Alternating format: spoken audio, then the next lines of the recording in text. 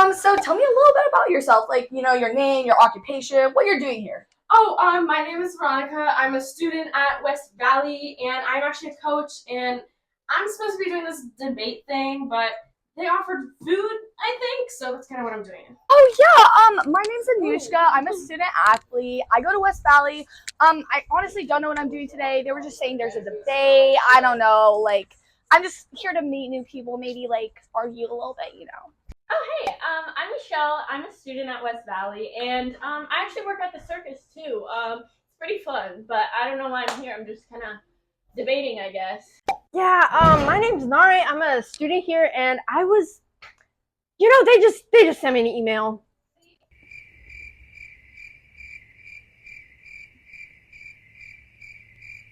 Wait, do we actually have to do work?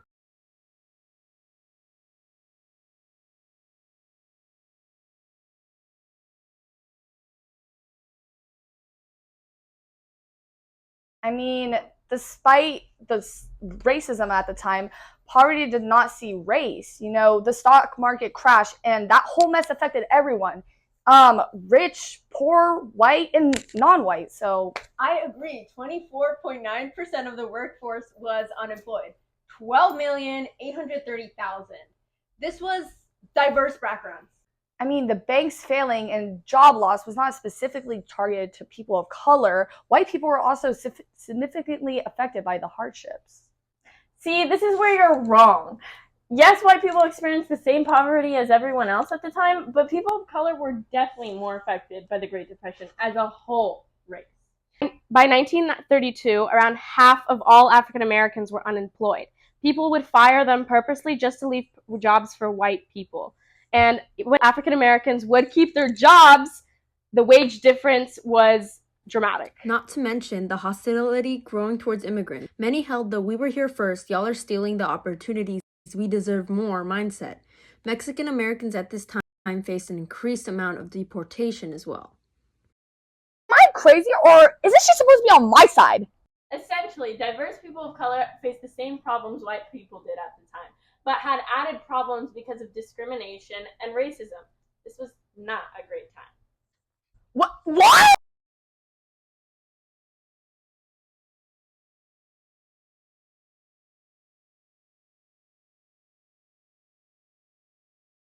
How many of us have parents who are immigrants? I bet they came to America because it is a land of opportunity. I mean, think about it. Since it's been created, it's just been flooded with immigrants, Like, think about the colonies. Of course, there's been rough patches, but there's not a single country like America. I mean, the level of diversity we have. Just since 1965, immigrants in the U.S. have increased by 400%. No way y'all are finding in any other country with statistics like that. Not to mention, American immigration is vital to the economy. A 1994 study of unemployment and immigration by Richard Vedder and Lowell Galloway, spanning 100 years, found that higher rates of immigrants historically have corresponded to the lower unemployment rates. Rather than taking away jobs from non-immigrants, Actually, I'm going to have to stop you right there. While your points are right, you're misinterpreting the question. The economy might have liked immigrants, but did the average American? Immigrants have treated America well, built it from nothing. But has America treated immigrants well? I mean, right off the top of my head, think about the Exclusion Act of 1924. It was quite literally eugenics inspired. It heavily restricted immigrants from Europe, many of which were also treated horribly, but it banned all immigrants from Asia, South and East. Those who did make it to America were treated horribly. Remember the immigrant camps in California and New York in the 1920s where Chinese immigrants were practically imprisoned for months? Speaking of historically horrible treatment of Asian immigrants, we cannot forget to include the Japanese internment camps following the attacks on Pearl Harbor. In fact, Italian Americans were also targets of hostility. Even those who were white still faced discrimination, but those of a diverse ethnic background were just on a whole other level of discrimination. And it is a problem to this day. Immigrants who are people of color face so much discrimination and racism. We understand your argument that because of their importance, immigrants should be treated well, but overall, especially those of a diverse ethnic background, have not been treated equally.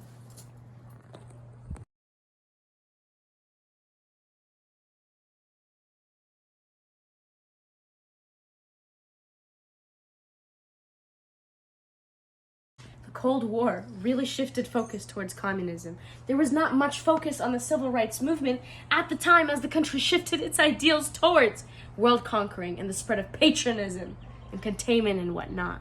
Plus, the Vietnam War also had the states focusing on communism, not to mention the huge anti-war sentiment out there. Most protests and outrage during this time were toward communism or the government. We feel the civil rights movement was almost put on hold. Maybe there was more focus on the things you mentioned in that exact moment, but it is impossible to deny the effects that it had on achieving equality in the United States. Even during it, remember how Russia released propaganda talking about the negatives of USA and how one of the biggest ones was about how it was racist? Well, this brought a lot of attention to the civil rights movement, and so because everyone was watching the US government, it kind of propelled the movement forward because, as stated, there was a recognition in the US that it couldn't lead the world if it was seen as repressing people of color. What about how the government would send more black soldiers to the front lines than white ones? God! This took away from equality, it did not develop it. Literally! Making up 11% of the civilian population, black soldiers made up 16% of those drafted, and 23% of the Vietnam combat troops in general, according to the That's how long statistics. I've been on ya. Wait, what did she just say? We said things got worse after MLK's death. Harry Humphreys, a veteran of the war, states that when word got around that King was murdered, white soldiers burned crosses at Cam Ranh Bay and flew Confederate flags at Da Nang. When they came back, black veterans were denied aid such as housing or medical help while their white counterparts were. And this is literally just African American struggles, not to mention that of the Vietnamese during this time. Oh, I'm so sorry. Okay, let's keep going. And I definitely see your side now, but there was a positive side to the action in Vietnam War. Because of desegregation in the United States, fighting side by side in Vietnam really helped break down some barriers. Edward Morast, a black veteran, stated, all those guys out there fighting and dying together were not much different. A lot of the guys, when they came back, ran for office and started making more progressive movement towards equality. It does not apply to everyone, but there were many out there who were changed men when they came back and were pro-equality. Not just the soldiers either. The government started making moves against racism in the army during the war. According to the AAVM, in December 1970, the Defense Department declared the officers who failed against the act's discrimination would be relieved from commandment. Furthermore, the Defense Department actually took steps to address the shortage of black officers in all branches.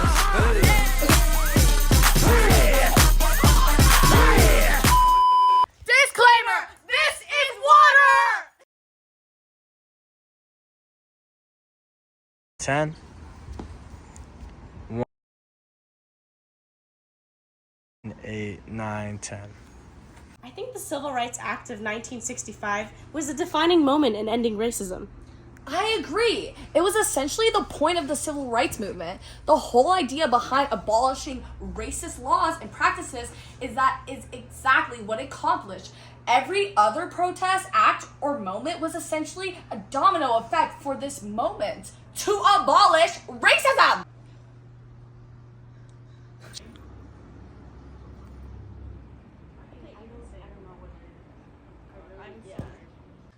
I don't think it's possible to name one defining moment because there were so many.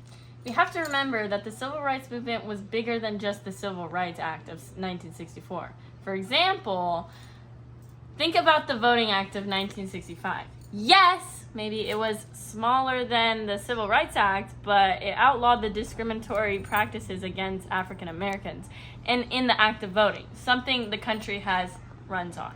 It was hugely important. Exactly. There were so many technically smaller events that were still vital in the fight for diversity and equality.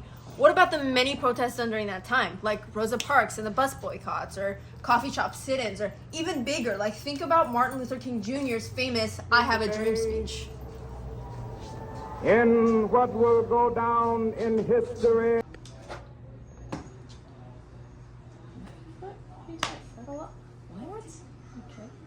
I still have a dream. Yeah. It is a dream deeply rooted in the American. What the freak is going on? Wait, how did they plan this? Like, are you seeing this? Like, what the? Keep it professional. Okay. And this is true, but the Civil Rights Act itself is proportionally bigger than those smaller acts. Okay. I mean, it's literally the whole point of the civil rights movement. It's essentially help destroy discrimination. Yes, but it's not like racism magically disappeared after the actual fest. We can't argue that this is the most important because it destroys racism. We feel like naming one singular event covers up the many equally as influential and monumental moments during the civil rights movement. And also in the for equality. They got us there.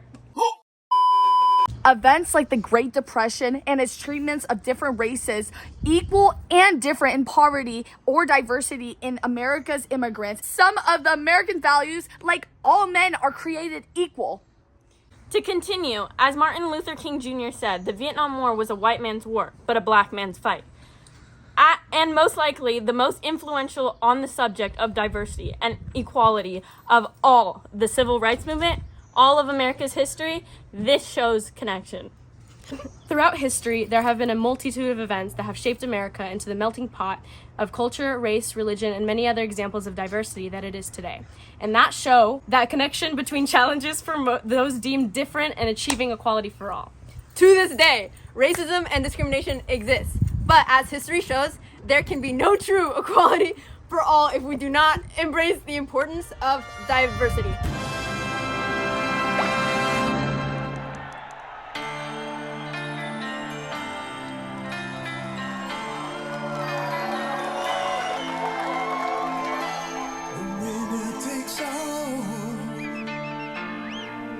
It's the thrill.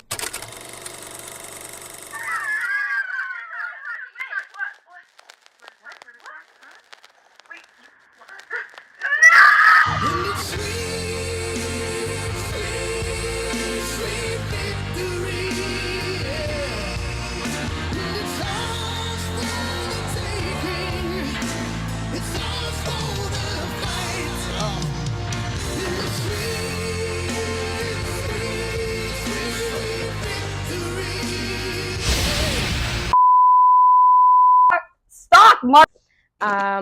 What? We'll do it. We're Chinese. Wait. Just burn crosses at 3, 2. Yes, but it's hard. My God, Anushka.